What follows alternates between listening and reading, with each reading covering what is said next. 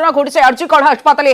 ধর্ষণ করে মহিলা চিকিৎসককে খুন, আর সেই খুনের ঘটনা ভিডিও আপনারা এই মুহূর্তে দেখছেন। ভাইরাল ভিডিও আপনাদের দেখাচ্ছি, যেখানে ঘটনাস্থল আরজি করেন তাদের দেখাচ্ছি যে আরজি করে যেদিন ঘটনাস্থল থেকে তরুণী চিকিৎসক মুহূর্তের ভিডিও ভাইরাল ভিডিওর প্রমাণ নষ্টের অভিযোগ। এই যে সেমিনার হলটা, এটা হচ্ছে যেটা আপনারা হয়তো দেখেছেন, সেটা কিন্তু এই 40 ফিটের বাইরে অনেকেই উপস্থিত ছিলেন।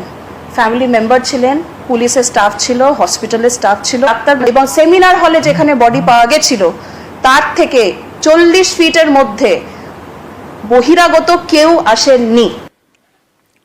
সরাসরি চলে তিনি জানালেন যে পুলিশ আধিকারিক যে 40 ফিটের মধ্যে কেউ ছিলেন না, কোনো বহিরাগত ঢোকেননি, ফলে তথ্য প্রমাণ লোপাটের কোনো আশঙ্কা নেই। কোনটা ঠিক?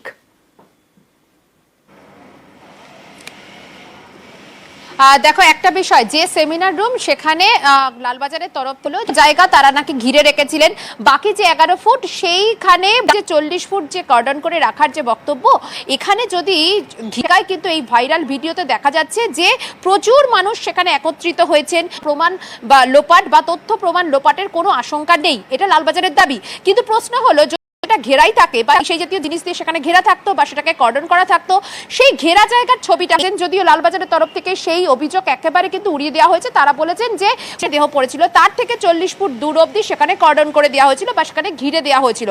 তারপরে যে 11 ফুট, সেই 11 ফুটের মধ্যে সেখানে কিন্তু ডাকনো যা রেখেছে বা ঘিরে রেখেছিল কলকাতা পুলিশ, তার ফুটেজ কোথায়?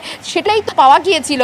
সেই দেহ পাওয়ার পরে কি করে এতগুলো মানুষ সেখান থেকে এই দেহ উদ্ধারের পর তারা সেই জায়গাটা তারা খতিয়ে দেখবেন, কিন্তু সেখানে দেখা গেল প্রচুর সেখানে বহিরাগত, কি করে সেখানে যাওয়ার অনুমতি পেলেন? এরকম একাধিক প্রশ্ন উঠে আসছে। আর ভাইরাল ভিডিও এলাকা, অর্থাৎ যেখানে ক্রাইম সংগঠিত হয়েছিল সেই সেমিনার, তার সাঙ্গ পাঙ্গ নন্দী ভিঙ্গি ভিডিঙ্গি সবাই লোক যদি সেখানে বারবার যাওয়া আসা করে, তাহলে পরে সেই ক্রাইম সিনে কি কোনো তথ্য প্রমাণ উপযুক্ত থাকে, তথ্য প্রমাণ ইনট্যাক্ট থাকে?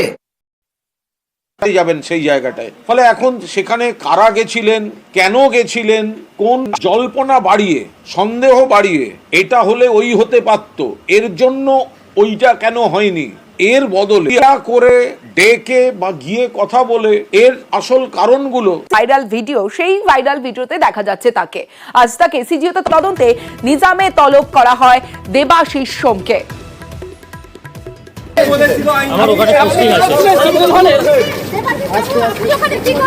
পোস্টিং ছিল দেবাশিস বাবু? হ্যাঁ, পোস্টিং ওখানে। প্রভাব এই সন্দীপের ময়নাতদন্ত নিয়ে চাঞ্চল্যকর দাবি বিজেপির। রিপোর্টের উল্লেখন বিদ্রোহ করেন দাবি বিজেপি নেতা জগন্নাথ চট্টোপাধ্যায়। বিদ্রোহ করে বসেন তারা, পোস্টমর্টেম রিপোর্টে সই করতে অস্বীকার করেন।